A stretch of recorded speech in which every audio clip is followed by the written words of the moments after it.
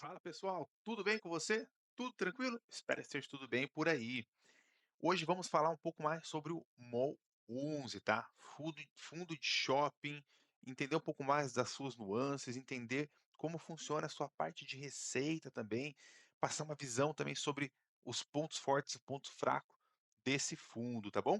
Se você está gostando dos nossos vídeos, espero que você deixe um comentário aí embaixo, se você tiver o Mall 11, comente se você tem eles, tem interesse, dá aquele curtir também, né? É bom se inscrever no canal, porque sempre vai estar recebendo vídeos novos e compartilhe com seus amigos, beleza?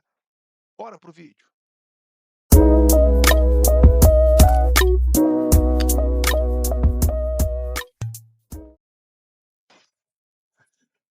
Bora lá então, pessoal. Vamos lá conversar um pouquinho mais sobre esse fundo, tá? Então, assim, ponto importante, tá, pessoal? Qual que é a tese de investimento do MOL 11, tá? Então, a tese de investimento do MOL 11 é ter renda imobiliária. Então, que são três pilares: ativos estratégicos, consolidação de setor e expertise de gestão. Então, no ativo estratégico, tá, pessoal, é prospecção de ativos, tá, entre 7 a 10% ao ano, que já são consolidados e com dominância regional e com gestão profissional. Isso aqui é bem importante porque eu vou mostrar à frente, tá? Vai entender por que focam nessa questão de dominância regional e já consolidado, tá? Então não vai pegar aquele shopping novo para tentar impulsionar o setor ali dentro, tá bom? A consolidação já está também ali junto dessa parte de quando ele vai fazer uma entrada, seja integral ou parcial dentro de um shopping, ele vai para de fato consolidar a marca ali dentro, consolidar as vendas também ali dentro, tá? E expertise de gestão, é claro, para poder fazer um trabalho no qual tenha bons frutos, tá? Então essas são as três teses primordiais aí do investimento do MOL 11, tá? Então vamos lá, vamos falar um pouquinho agora do ativo.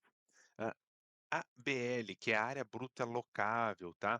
São 103 mil metros quadrados, tá? É enorme, tá, pessoal? É gigante mesmo. São 9 shoppings, tá? No total, que o Mall 11 tem, e com uma ocupação de 95%, tá bom? Então isso é bem importante para poder entender como que tá essa taxa de vacância, tá? Ah, os shoppings. Então eu trouxe aqui dois dos shoppings que eles têm, tá? Dentro do portfólio. Nesse primeiro caso aqui, o Shopping Madureira. Shopping Madureira, eles têm participação de 100%, ou seja, 100% do shopping é deles. Área bruta locável de 37 mil metros quadrados, né? Desde 89 ele já, o ativo. Então, isso são 170 lojas, tá? Enquanto isso, tem o Shopping Feira, né? Que é em Feira de Santana. No total, eles têm 29,8% de participação desse shopping, então não é a totalidade deles, tá? Administradora aqui, por exemplo, a Aliança Sonar, empresa listada em bolsa, inauguração em 99, também é um shopping já consolidado, e 122 lojas, então eles têm 30% dessas 122 lojas, tá?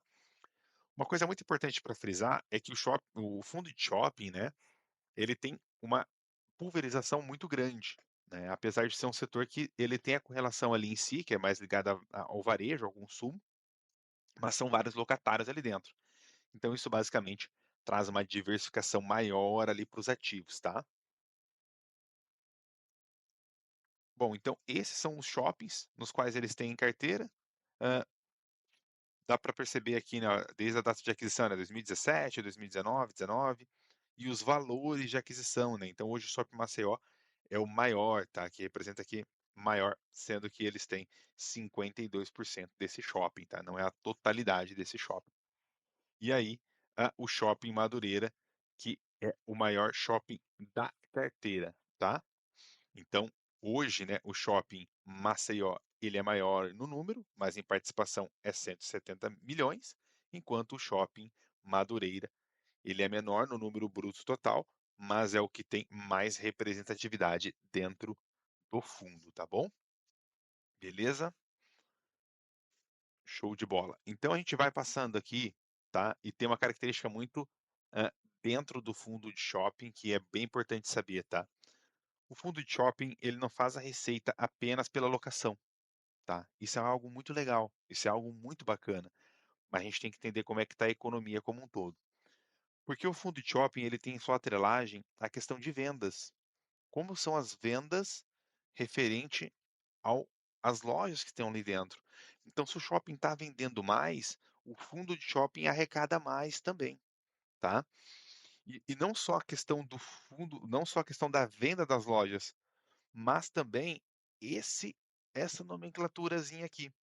Por quê? Aqui o NOI, ele basicamente, ele está buscando a venda no shopping, os estacionamentos, toda a área de entretenimento, tudo isso daí que vai fazendo a arrecadação para o shopping em si. Então, todos esses valores, quanto mais fluxo tem dentro do shopping, mais o fundo de shopping vai conseguir fazer de receita e mais, em consequência disso, ter distribuição de dividendos, entendeu? Então, isso é muito importante. Isso aqui faz total diferença para ter o fundo de shopping dentro da carteira. Por isso que o fundo, por isso que o mall, ele vai buscar lá fundos já, shoppings já consolidados, shoppings que já têm sua relevância na regionalidade ali sua. Então, isso faz toda a diferença para ter um fundo de shopping dentro da carteira. Tem que entender quais são esses shoppings, a localidade, o fluxo que existe dentro deles e tudo mais, beleza? Então, aqui, na receita operacional no mês de setembro, foi 8 milhões, né? Então, pode perceber que foi bem parecido aqui referente ao ano, né? Então, são 9 meses. Teve uma receita bem parecida aqui ao longo do tempo. Tem uma discrepânciazinha em relação a janeiro, que eu já vou mostrar daqui a pouquinho. Então, a gente olha também para a parte aqui, total de receita, 9 milhões, no ano foi 81 milhões, tá? Não dá para fazer o comparativo mês contra mês, porque tem aquele mês que vende mais, então ele salta um pouco. Então é legal fazer ano contra ano nesses meses, tá bom? As despesas, 1.600.000, né? Quando a gente faz aqui o comparativo referente ao ano, você vê que está dentro dessa casa também, não está fugindo muito ali as despesas, então está dentro, tá? Na questão dos números, tá super batendo, super tranquilo. Beleza, então a partir disso daí, a gente vai ter o quê? Qual que vai ser o resultado por cota, né? E o rendimento distribuído, tá? Então, é natural que dentro desse tipo de alocação nós não tenhamos aquele fundo preponderante que pague aquele valor absurdamente alto, porque senão, basicamente, o lojista ali dentro ele está sendo sufocado. Então, tem que ter aquela razão de equilíbrio, né? Para que não só o aluguel também não seja astronômico e também essa participação nas vendas e estacionamento não seja astronômico. Tem que ser algo que seja bom para o negócio e que funcione dentro de uma normalidade. Beleza? Então, como eu mencionei, né, o Shopping Madureira hoje ele representa 31% do fundo, tá? O Shopping Maceió 20% do fundo, né, o NOI, né, a parte de receita como um todo. Então representa 20%, o Shopping Boulevard Feira de Santana 11%, então aqui as distribuições de maneira igual aqui no canto, beleza, pessoal? Então, Shopping Madureira, Shopping Maceió e Shopping Boulevard representam 62% do fundo, tá? Bom, quando a gente olha para os números, vamos olhar para a receita, vamos olhar para o que está fazendo caixa, né? A gente percebe que o que acontece? No mês aqui de janeiro, ó, olha como foi muito forte a receita, a renda operacional imobiliária. Por quê? No mês de dezembro, a gente tradicionalmente tem as vendas de Natal que impulsionam o shopping center. Então, isso faz com que no mês de janeiro, né, o mês subsequente, seja um valor de receita maior. Então, entende por que, que nessa época do ano há uma venda mais expressiva? Por que, que automaticamente o fundo também faz mais caixa durante esse período? É muito importante entender isso dentro do fundo de shopping. Não dá para esperar, por exemplo, em meses mais leves, né, como o mês de abril aqui, que é referente ao mês de março, né, onde as vendas estão desaquecidas, passou toda a época de começo de ano e tudo mais, isso basicamente desacelera essas vendas, tá? E aqui teve uma despesa financeira no mês de outubro, né? É importante frisar, porque você vai ver que vai ter um número mais forte aqui, foi referente a uma aquisição, tá bom? Então, vamos lá para essa parte de aquisição do fundo, né? O fundo ele vai conseguir expandir de duas maneiras, né? Sempre menciono isso. Ou ele vai para emissão de novas cotas, diluindo o patrimônio, ou ele vai por meio do de emitir uma dívida, tá bom? Então, ele fez uma emissão de dívida aqui dentro disso tudo, foram 2 CRIs, o valor total de 250 milhões, né? Hoje o fundo vale 1 bilhão, um pouco mais de 1 bilhão, quase 1 bilhão e 100. Então, basicamente, ele fez 2 emissões. Uma num prazo de 10 anos, que é IPCA mais 6,5, outra no prazo de 15 anos, que é IPCA mais 6,5 também, tá bom? Então, olha como isso vai comprometer o cronograma de amortização do, do caixa, tá? 2024, aqui os dois valores, né? Essa primeira série aqui, que é o que vence em 10 anos, vai comprometendo ali até 2031, um total de pouco mais de 18 milhões e meio no caixa daquele ano, tá? Se a gente olha aqui um pouquinho, ó, vamos dar uma olhada, a gente vê que nesse total de receitas, nesse ano, por exemplo, 23, foi 81 milhões. Então a tendência, né, é de receita crescer ao longo do tempo, com o PIB crescendo, entre outros aspectos. Então, vai representar um percentual aqui nesse período. Quando a gente olha já para o ano que vem, né, se a gente fecha dentro dessa normalidade aqui de 8 milhões de receita mês, né, 9 milhões aqui de receita mês, então a gente vai ter ali no final em torno de 115, 120 milhões de receita, mais ou menos, né? Porque tem os meses finais do ano. Então, basicamente, isso comprometeria em torno de 10% no ano que vem essa dívida, tá? 10% do caixa vai ficar para pagar o endividamento.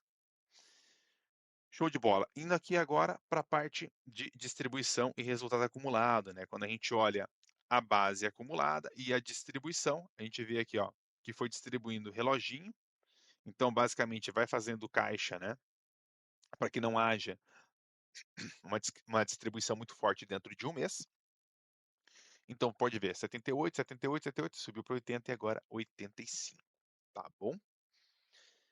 Vamos olhar o histórico desse fundo em relação aos indicadores, né? Quando a gente olha para o MOL 11, a gente vê que tem 78,65% historicamente, desde 2018, enquanto a gente tem o CDI a 51,7%, o IFIX a 45% e o IPCA a 37%. Então, demonstra a solidez e a consistência no qual o MOL 11 entrega, tá? A gente vê esse cenário aqui, ó, que foi ali a pandemia, prejudicou bastante naquele curto prazo, e mesmo assim o fundo, mesmo com esse cenário adverso durante 2020 e 2021, continuou entregando muito bem, tá?